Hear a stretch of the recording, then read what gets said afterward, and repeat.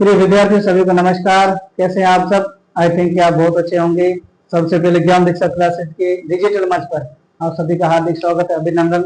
हम पढ़ रहे थे कक्षा 9 की मैथ्स, और कक्षा 9 की मैथ्स के अंतर्गत चैप्टर नंबर जो पहला था, क्या चैप्टर नंबर जो फर्स्ट है संख्या पद्धति, वो संख्या पद्धति में प्रश्नावली 1.4 है वो हमारी चल रही थी। ठीक है, 1.4 में से हमने पहले के सारे क्वेश्चन कर लिए थे और दूसरे क्वेश्चन का पहला क्वेश्चन भी हमने कर लिया था।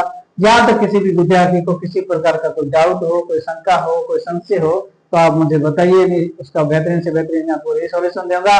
नहीं तो क्लास को शुरू से अंत तक देखा करें। अच्छा लगे तो लाइक करें, शेयर करें और प्यारा सा कमेंट करें। और चैनल को अभी तक सब्सक्राइब नहीं किया तो चैनल को सब्सक्राइब करके ऑल वाला बेल आइकन जरूर प्रेस करें, ताकि हर एक नोटिफिकेशन आपको समय पर मिलता रहे। जुड़े रहे आप हमसे। ठीक है, चलते हैं अगले क्वेश्चन की तरफ।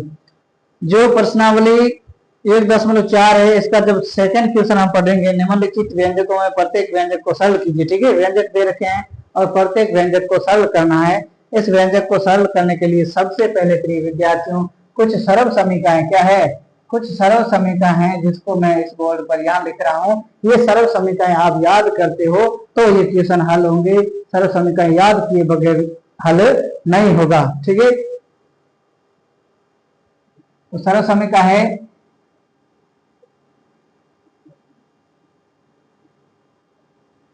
सरल समीकरण है वो है ए स्क्वायर माइनस बी स्क्वायर। सरल समीकरण क्या है? सरल समीकरण है वो A square minus B square बराबर में ए प्लस बी और ए माइनस बी।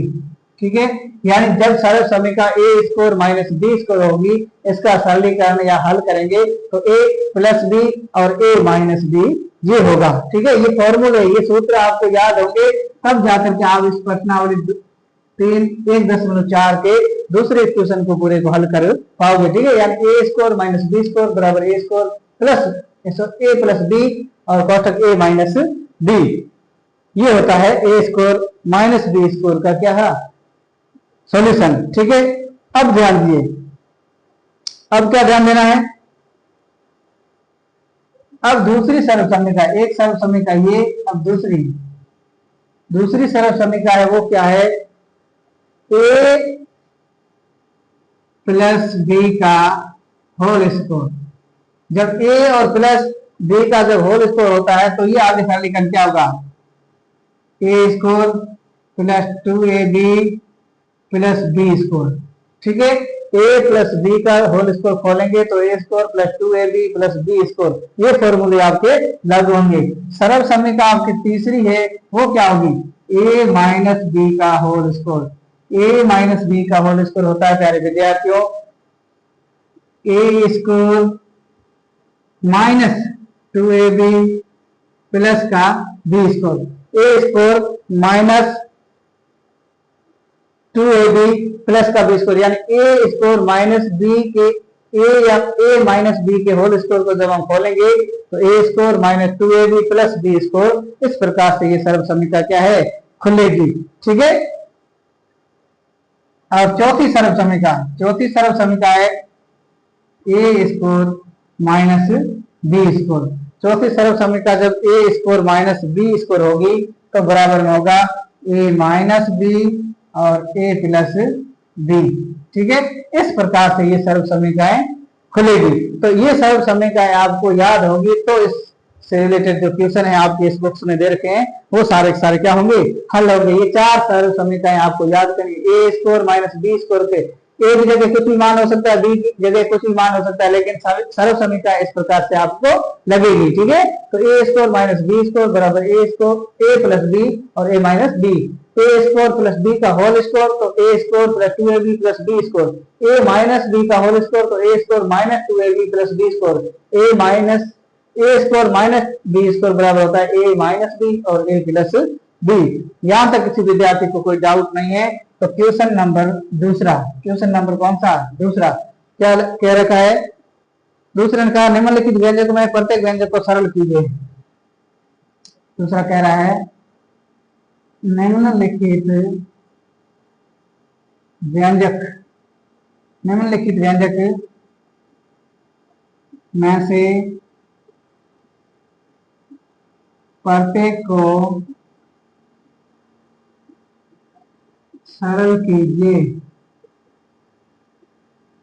निम्नलिखित व्यंजक में से प्रत्येक को क्या कीजिए, सरल कीजिए। ठीक है, या निम्नलिखित जो व्यंजक दे रखे हैं आपको इसका हल करना है। ठीक है, पहला व्यंजक आपको मैंने हल करवा दिया था। दूसरे का जो दूसरा क्वेश्चन है, दूसरे का क्या है, दूसरा क्वेश्चन है वो प्यारे विद्यार्थियों क्या कहता है, दूसरा क्वेश्चन कहता है 3 प्लस √3। दूसरा क्वेश्चन है वो 3 प्लस √3। ठीक है, और दूसरी राशि दे रखी 3 माइनस √3। ये राशि आपको दे रखी है। ठीक है, कहा गया निम्नलिखित व्यंजक को क्या करना है, निम्नलिखित बीजीय व्यंजक को, निम्नलिखित व्यंजक या निम्नलिखित बीजीय व्यंजक को सरल करना है। ठीक है, ये बीजगणित है।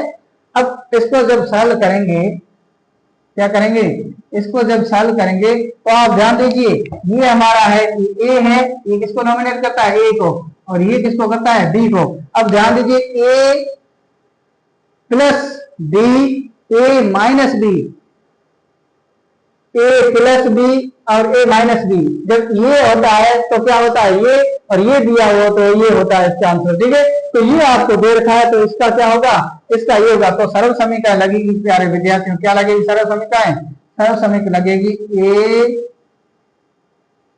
ए स्कोर माइनस बी स्कोर बराबर में ए प्लस बी और ए माइनस बी, ये सर्व समीकरण लगेगी। ठीक है, ये राशि दे रखी है तो ये करना है, ये राशि दे रखी है तो ये करना है। आपको ये दे रखा है A plus B A minus B, यानी ये दे रखा है तो ये होगा, तो इसका क्या होगा, ए आपका कितना है, ए बराबर है वो है 3 और बी बराबर है वो है √3। ठीक है, अब ध्यान दीजिए, अब क्या होगा, अब होगा ए का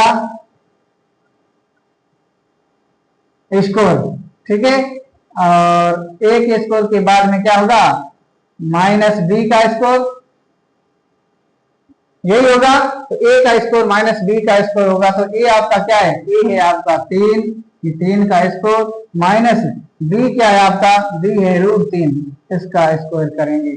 ठीक है, जब इसको खोलते थे, इसको खोलते थे तो क्या आता था, इसको खोलते थे ए, इसको खोलते थे तो ये चीजें आती थी। ठीक है, लेकिन ये था तो इसको वापस करेंगे दिया आएगा। अब इसको हल करेंगे, 3 को 3 से गुणा, वर्ग का मतलब क्या था, 3 गुणा 3, 3 गुणा 3 करेंगे तो कितना आएगा, इसको खोलेंगे तो 9 आएगा। प्लस की जगह प्लस, माइनस है तो माइनस, या माइनस है। अब इस √3 को √3 से गुणा करोगे तो आएगा 3, रूट हट जाएगा और रूट वाली संख्या आएगी। ठीक है, अब ध्यान दीजिए, ध्यान क्या देना, 9 में से 3 घटाओगे तो बराबर में कितना आएगा, 6, और ये 6 आपका क्या है, आंसर है। 6 आपका क्या है, आंसर है। ठीक है, मतलब ये संख्या दे रखी है तो ये आना चाहिए, और ये दे रखी है तो ये आना चाहिए। तो आपको ये तो पहले से दे रखी है, इस संख्या में आपको आंसर लाना था। ठीक है, तो ए आपका है 3 और बी है √3।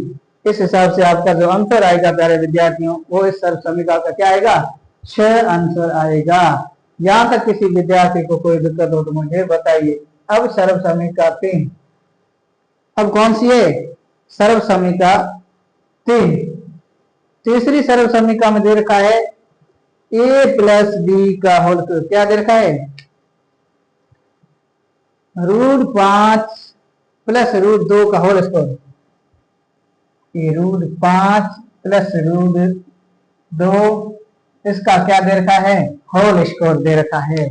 अब आपको पता है ए प्लस बी का होल स्क्वायर था वो A square plus 2ab plus B square था। ठीक है, अब करेंगे इसको हल, हल करेंगे तो इससे रिलेटेड फॉर्मूला लिखेंगे, यानी ए प्लस बी का होल स्क्वायर था तो बराबर में क्या था, ए स्क्वायर प्लस 2ab प्लस में बी स्क्वायर, यही था।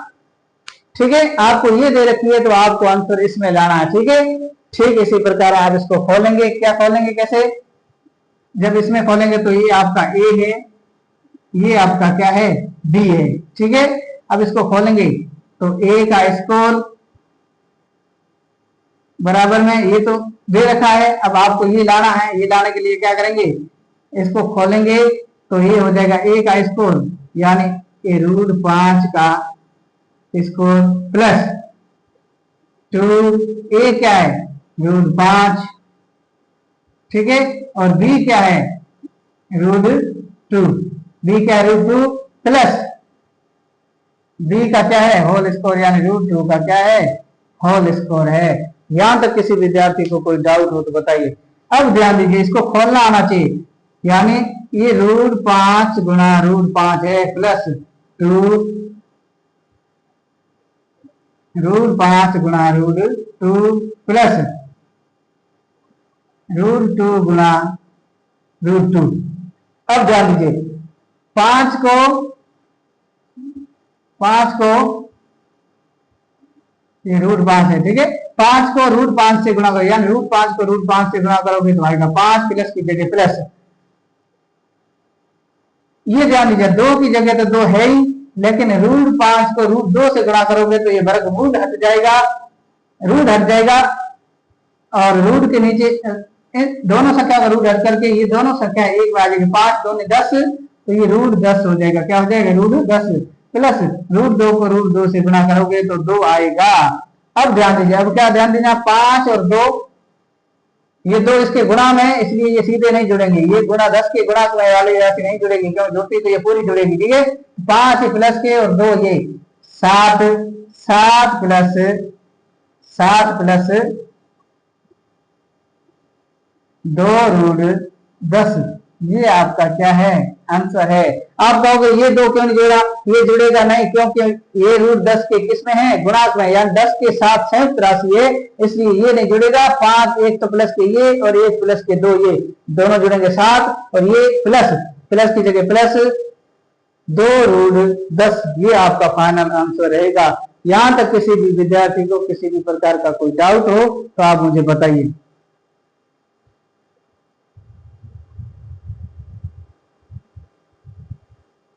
कोई डाउट नहीं, ये चीजें समझने लायक है, ठीक है ना, ये बारीक चीजें हैं लेकिन बारीक चीजें समझोगे तो आपको आसानी से समझ में आ जाएगी, नहीं समझोगे तो समझ में आना मुश्किल हो जाएगा, ठीक है ना। हाँ, सब इंटरेस्ट लीजिए इसमें। ये था तीसरा क्वेश्चन। अब क्वेश्चन नंबर 4, दूसरे का क्वेश्चन नंबर 4, कुछ नहीं करना है, सर्व समीकरण है, वो सर्व समीकरण आपको समझ में आना चाहिए। ये राशि दे रखी है तो इसका मान लाना है, ये दे रखी थी ये लाना है, ये दे रखी है ये लाना है और ये दे रखी है ये लाना है, ये दे रखी है तो ये लाना है और ये दे रखी है ये लाना है, ये दे रखी है ये लाना है और ये दे रखी है तो वापिस ये लाना है।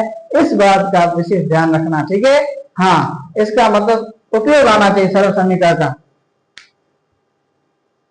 चौथी सर्व समीकरण क्या है, चौथी सर्व समीकरण है रूट 5 माइनस रूट 2, ये root 5 minus root 2, root 5 minus root 2, इसको कोष्टक में बंद कर दो, नया कोष्टक, फिर root 5 plus root 2।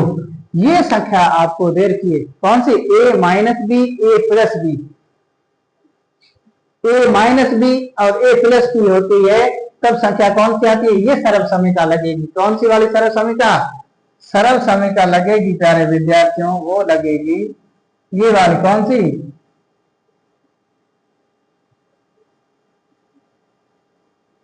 a minus b a plus b, ऐसा होता है तो बराबर हो जाएगा a का स्क्वायर माइनस b का स्क्वायर, यानी ये हो जाएगा a माइनस बी और a प्लस बी आपको दे रखा है तो आपका सर्व समीकरण आगे क्या हो जाएगा ये, और ये दे रखी होती तो वापस ये हो जाता, ठीक है। अब ध्यान दीजिए, सर्व समीकरण आपकी क्या है, a ये है, b क्या है ये a है और ये b है। अब आप इसको लगाओगे, कैसे लगाओगे, ये तो आपको दे रखा है, आपको ये लाना है। अब ध्यान दीजिए, ये लाना है तो आप a minus b a plus b आपको दे रखा है, लाना क्या ये है तो आप a का स्क्वायर करेंगे, यानी a का स्क्वायर है रूट 5 का स्क्वायर माइनस b का स्क्वायर, b का स्क्वायर मतलब रूट 2, ये रूट 2 का क्या है होल स्क्वायर है। अब ध्यान दीजिए, ये 5 यानी रूट 5 √5 को गुणा √5 से करोगे माइनस, √2 को √2 से गुणा करोगे, √5 को √5 से गुणा करोगे तो ये 5 आएगा, माइनस की जगह माइनस, प्लस की जगह प्लस। √2 को √2 से गुणा करोगे तो खाली 2 आएगा, रूट हट जाएगा। ठीक है, समान संख्या है रूट वाली, गुणा करते हैं तो ऊपर वाला रूट हट जाएगा, जो मूल संख्या वो बचती है। असमान संख्या होती तो रूट हट करके दोनों पर लगता और दोनों संख्या गुणा होकर के वापिस रूट में आती। ठीक है, तो 5 में से 2 गए, पीछे बचते हैं 3। ये 3 आपका इसका फाइनल आंसर है। 3 क्या है? फाइनल आंसर है। अपनी बुक उठा करके देख लेना, आंसर 3 ही आएगा चौथी सर्व समीकरण का। ठीक है ना, तो इस प्रकार से आपको ये सर्व समीकरण क्या करनी है? यूज करनी है। यानी ये दे रखा है तो ये लाना है, और ये दे रखा होता तो वापिस ये लाना होता। ये सर्व समीकरण यूज करना आना चाहिए। जहां तक किसी विद्यार्थी को कोई दिक्कत हो तो मुझे बताइए। कोई दिक्कत नहीं? अब क्वेश्चन नंबर 3 क्या है? अब क्वेश्चन नंबर है वो है 3। आइए देखते हैं तीसरा क्वेश्चन क्या है। यहां तक कोई दिक्कत नहीं, ये मैं मिटा देता हूं। अब क्वेश्चन नंबर है 3, प्रश्नावली 1.4 का क्वेश्चन नंबर जो 3 है, उस 3 का क्या कह रहा है? 3 कह रहा है कि आपको याद होगा कि y को एक वर्ग की परिधि मान लीजिए और उसके व्यास को परिधि और उसके व्यास को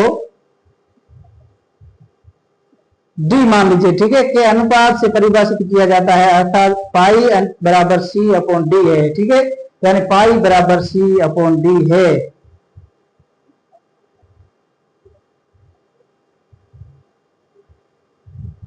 अब ये कह रहा है तथ्य का अंतर्विरोध करता हुआ प्रतीत होता है कि पाई अपरिमेय है। इस अंतर्विरोध का निराकरण आप किस प्रकार से करेंगे? अब ध्यान दीजिए तीसरे में,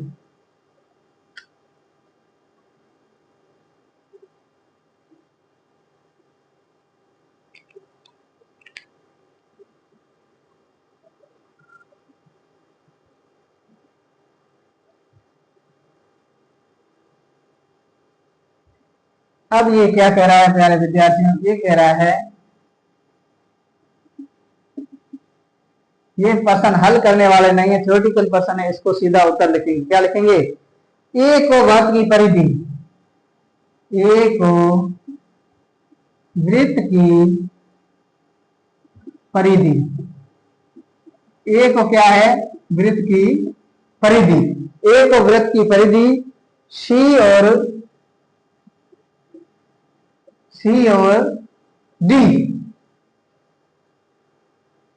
सी और ए को वृत्त की परिधि सी और डी,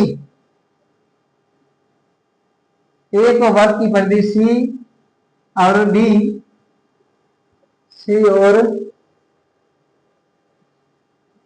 व्यास डी के, सी और व्यास डी के अनुपात, व्यास डी के अनुपात से परिभाषित किया जाता है। ठीक है, अनुपात से परिभाषित किया जाता है। ये परीक्षा की दृष्टि से देखा जाए इतना क्वेश्चन इंपोर्टेंट नहीं है, मगर आपकी बुक्स वाले दे रखा है तो फिर भी कर लेते हैं। ठीक है, ए को वृत्त की परिधि सी और व्यास डी के अनुपात से परिभाषित किया जा सकता है। क्या है? ये पाई है। ठीक है, पाई को वृत्त की परिधि सी और व्यास डी के अनुपात से परिभाषित किया जा सकता है। अर्थात ये कह रहा है पाई है वो बराबर सी अपॉन क्या है? डी, अनुपात सी अपॉन डी के अनुपात के रूप में है। अब हम देखते हैं पाई है वो सी और डी के अनुपात के रूप में है, तो हम एक तरह से देखें तो इसमें कोई विरोधाभास नहीं है। क्या है? इसमें कोई विरोधाभास वाली बात नहीं है। विरोधाभास वाली क्यों नहीं है?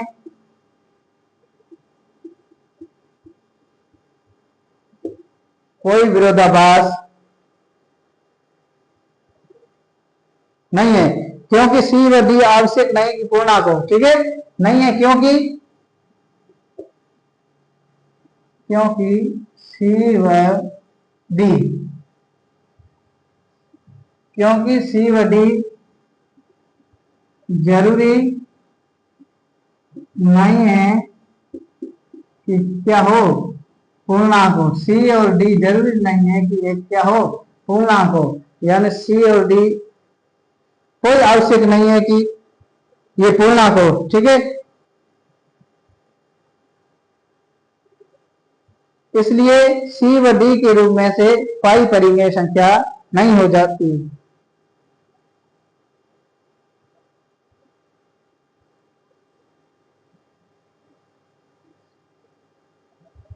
इसलिए क्या है, इसलिए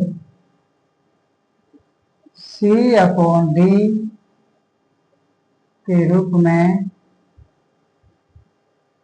इसलिए सी अपॉन डी के रूप में से पाई है, वो पाई क्या होगी, पाई परिमेय संख्या,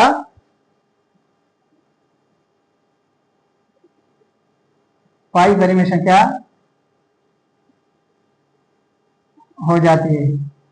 ठीक है, यानी ये कह रहा है पाई को वर्ग की परिधि और परिधि सी और व्यास डी के अनुपात से परिभाषित किया जाता है, यानी पाई बराबर सी अपॉन डी है। ठीक है, तो इसमें कोई विरोधाभास वाली बात नहीं, विरोधाभास वाली बात नहीं। क्यों, क्योंकि जरूर नहीं है कि सी व डी है वो क्या है, पूर्णांक है। जरूर नहीं है सी और डी क्या है, पूर्णांक है। इसलिए सी अपॉन डी के रूप में से पाई परिमेय हो जाती है।